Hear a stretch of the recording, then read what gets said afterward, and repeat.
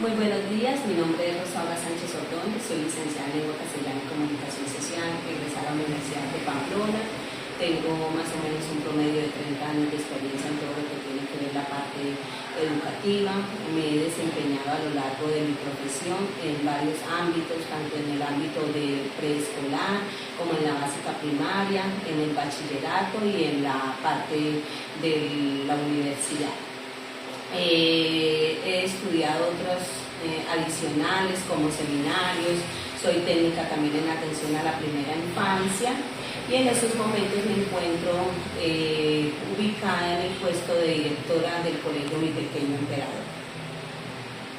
Muy buenos días, mi nombre es Jennifer Méndez Vega, le voy a hacer la entrevista a la profesora Rosario Sánchez. ¿Cuál es su opinión frente a esto y cómo se ha reflejado estas tendencias en su trabajo como educador infantil? Bueno, mi opinión frente a la educación infantil ante las tendencias y todo lo que ha cambiado. La educación infantil es la etapa más importante del estudiante y es donde uno marca mucho el proceso del niño y fortalece todo lo que tiene que ver su motricidad fina, su motricidad gruesa y todo lo que es su proceso de socialización. ¿Cómo asumen ustedes de su rol como educador infantil en el desarrollo integral de los niños y niñas desde una atención diferencial o su condición como sujetos de derecho? Los niños de atención a la primera infancia preescolar son niños que tienen derechos y deberes, los cuales en estos momentos se encuentran muy vulnerables porque no son respetados, pero ellos son los que deben tener pues más. Por ellos debemos tener más empatía, debemos tener más cuidado, debemos tener más ese desarrollo que ellos necesitan, fomentar en ellos todo lo que es un proceso de inicio educativo. Por eso la palabra lo dice, es atención a la primera infancia. ¿Qué opina usted sobre las categorías que se han venido trazando a lo largo del tiempo y las concepciones de los diferentes postulados sobre el niño, niña, infancia, niñez o infancia?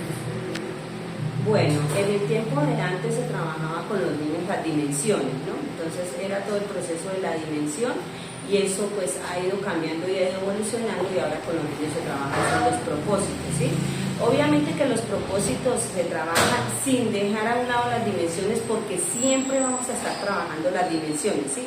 Pero esas dimensiones abarcaron solamente en 3 propósitos, que es propósito 1, propósito 2 y propósito 3, ¿sí? Entonces, esos cambios que han venido generando la Secretaría de Educación, personalmente y desde mi punto de vista, son buenos y son enriquecedores, pero debemos entender que como educadores los niños, a pesar de que están en una muy corta edad, tienen la capacidad de tener un excelente desarrollo y un buen nivel en la parte que es cognitiva y comunicativa.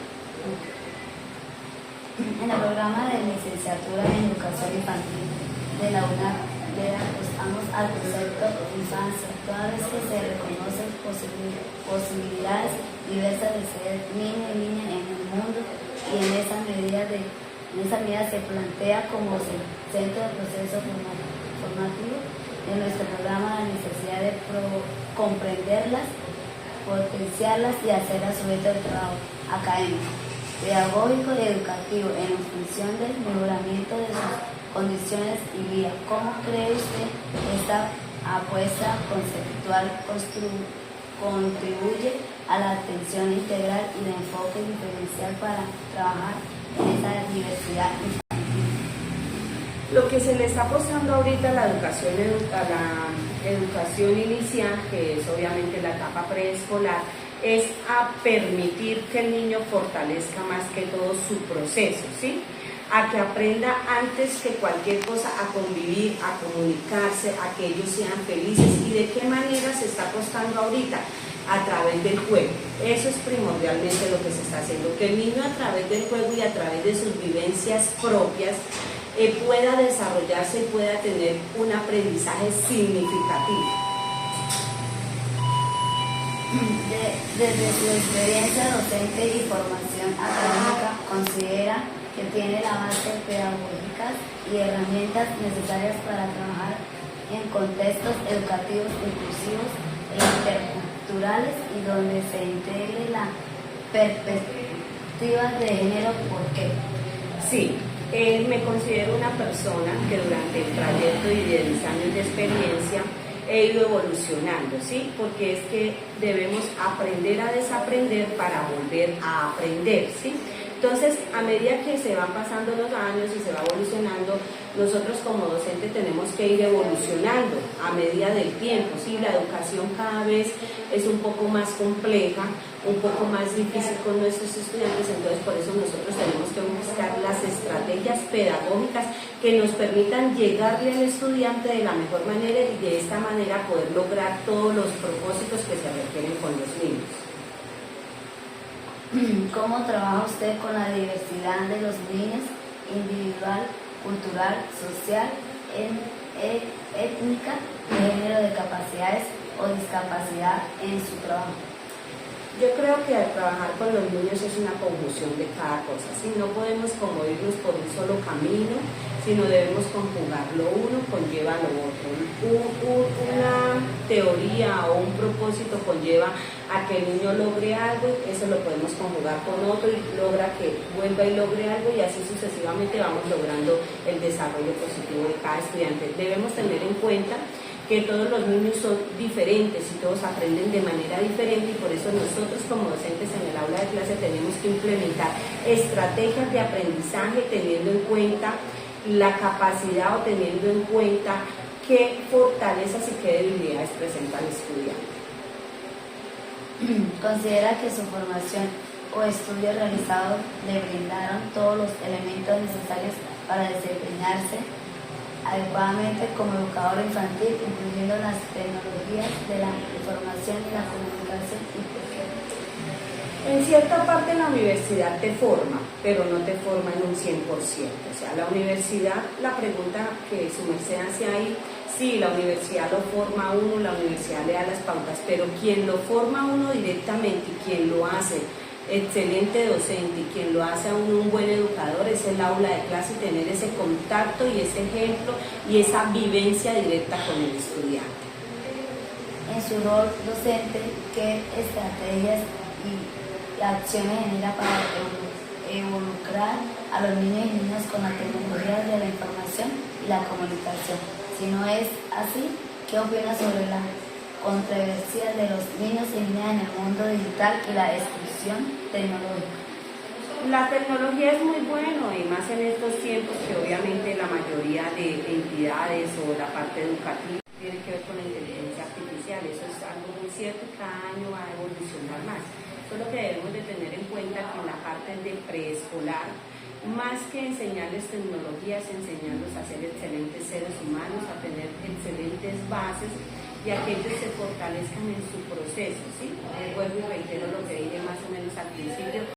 En este momento lo más importante para nosotros como docentes tenemos que enseñarles a ellos a que sean, primero que todas personas, segundo que nada, que ellos aprendan a convivir con su medio ambiente y con su comunidad y ya obviamente sin dejar a un lado tecnología, sí es importante para ellos que aprendan a manejar tal vez un computador, una tablet, pero tenemos que tener en cuenta también que eso debe tener límites y enseñarles de qué manera deben utilizarlas. ¿Cuáles son las mayores satisfacciones y a la vez los mayores desafíos o dificultades a los que se ha enfrentado como educador a un infantil? Mi mayor satisfacción en todos estos años ha sido promover la educación de la mejor manera, incentivar al cuerpo docente que en su momento han estado a cargo mío y enseñarles mucho o poco de lo que yo he aprendido.